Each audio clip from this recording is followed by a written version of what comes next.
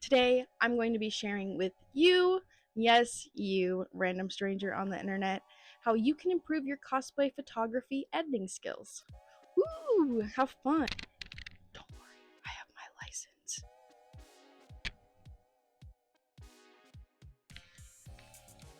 Be sure to stick around if you would like to see how that photo turned out. When you weren't looking, I actually took this photo of you. Is it cute?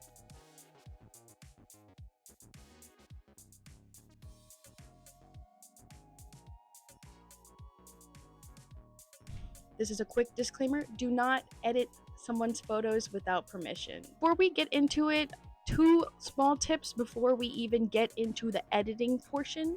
So tip number one, you should be shooting on the file format RAW.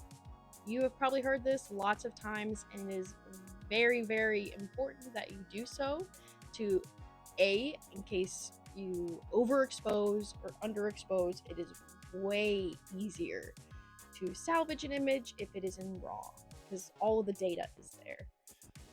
When you shoot on JPEG, essentially the JPEG format makes assumptions on stuff in your image that you can no longer control. It's also a smaller file size with JPEG as opposed to shooting RAW. You can also shoot both if you want. It takes a heck of space, but I mean, more power to you. JPEGs are nice if you are shooting something and you do not really intend to edit it. Oh, hello. And here is tip number 2. You should be editing on a color corrected screen. What does that mean? A color corrected screen is essentially so that you know that exactly the colors that you are looking at on your monitor are accurate. So say you want to print the photo that you are editing on your screen, you would know with 100% accuracy that what you are printing will look exactly like the image, which is important. Like if you're selling prints of your cosplay photos or whatnot, this is an important thing. So it's something you should be looking at for yourself if you're editing your own photos or if you are a photographer. So how do you color correct your screen? Well, one of the ways, and the ways that I do it, is there is a device called the Spider. It's this device that you put on your screen and it scans your screen. Say you were editing on a desktop as well as a laptop, you are going to want to make sure that both of those monitors are displaying the same colors. I actually have an affiliate link down in the description if you would like to check it out for yourself. Now, join me over here where the magic gets made. Welcome to the portion that is inside Lightroom. First of all, let's have a look here at the top of the histogram. If you don't know, it basically shows you exactly dispersity between the shadows and the lights in your image. This is considered a well lit because of the way that the graph is like a nice bar graph. You will notice some photos will have a lot on the left, means it's underexposed. Like there's most of the charts on the right, it's heavily overexposed. So it's just something to be aware of, especially when you're messing with the highlights. Also, if you click that button right here, you will be able to see the red will show you where the image is being blown out. And if you click on this other one, you'll be able to see where the blacks are blown out. As you see, as I turn down the blacks, they are now way too dark. You no longer have information in it. So you can use that to kind of educate on how you adjust an image, say that the highlights are really low, etc. Most of me was messing around with the sliders a bit, and you can kind of see how when you manipulate things, it will also manipulate it in the histogram. There's also one built into your camera, so while you are shooting, you can actually look at this and check it while you're actually on the field. There's a setting where you can turn it on display. So next thing we're going to talk about is you go to the profile. You should be not just using Adobe. I normally use Camera Standard, and they will show you the color profile. I feel like you lose a lot of colors if you do not set the profile and you just use the Adobe default one. Now we're going to go down here and we're actually going to go down to the color mixer panel.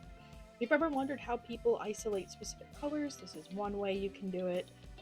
So you can So say this green, maybe I really don't like green color, I can go down and just turn down the greens, or I can turn it really up high if I was feeling that way. So now we can do the blues,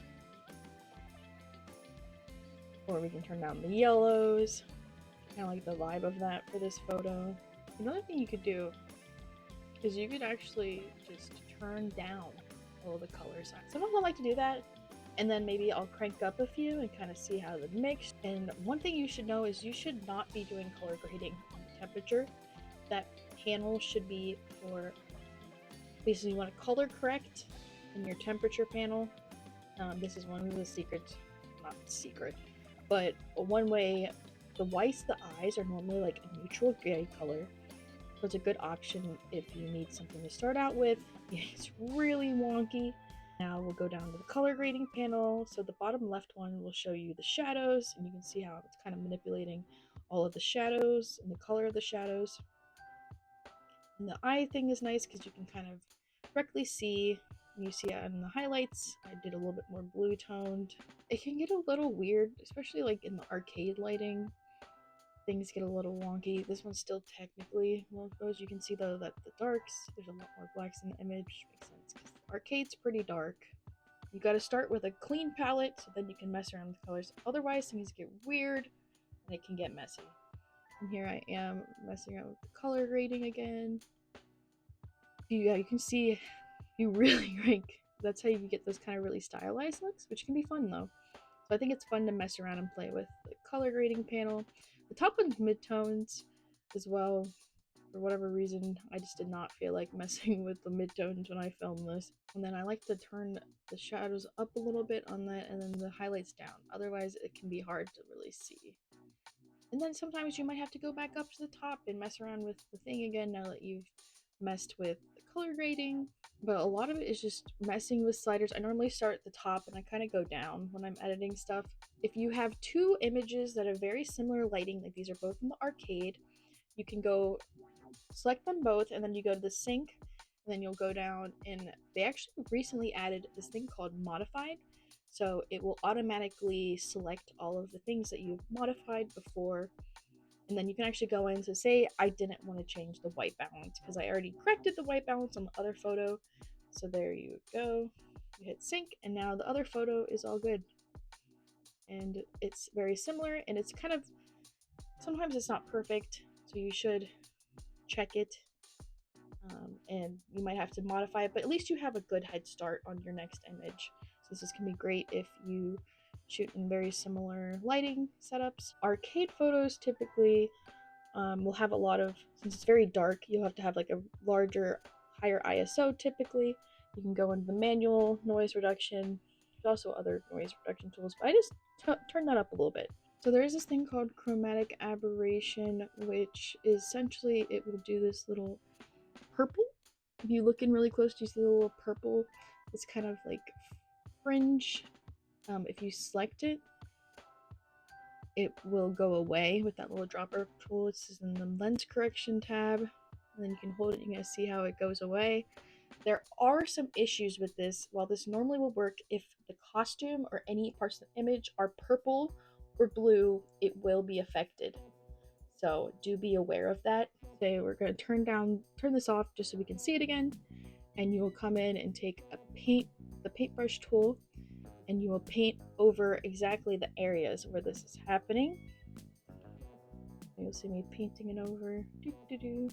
Then you'll come over and you will select it with the point color, and you will turn down the saturation. You might have to do this multiple times for all of the purple in there. You can also do this in Photoshop. I feel like it's way easier to isolate colors in Photoshop. Now we're in Photoshop, and let me show you how to fix this hairline. This is something I feel like happens a lot. It's also great for fixing maybe some wig strands that got blocking the face. You'll come in with the clone stamp tool. I have it at about 40% opacity, and you just kind of go in and you just clean it up with something, the closest color to it. I find that the percentage is nice because I feel like it's a little less harsh of an edge. And you just go in and clean up the hairline that way. There are other ways to do this as well. This feels like the fastest, most efficient method. Beautiful thing about Photoshop, there are 90 ways to do the same exact thing. This is just how I personally do it. And then I'm also fixing up you'll see the markings on the face so that they look a little bit more clean. You go in. You can also do this if you want to clean up a little bit of like skin stuff. This is a great tool. Clone stamp is king. So now we're going into the remove tool so that we can isolate the wig hairs, because no one likes flyaways and wigs are horrible for it. It's just terrible. And that is nice if you have specific strands, because you can actually go in individual strands and clean up that specific area. It does pretty well.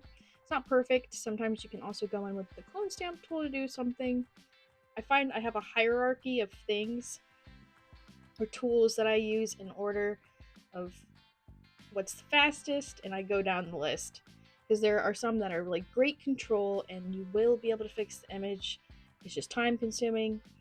Alright, so for the final clip, as you can see, there is a random guy standing in the background of this photo. I'm going to show you how I would remove him in this situation.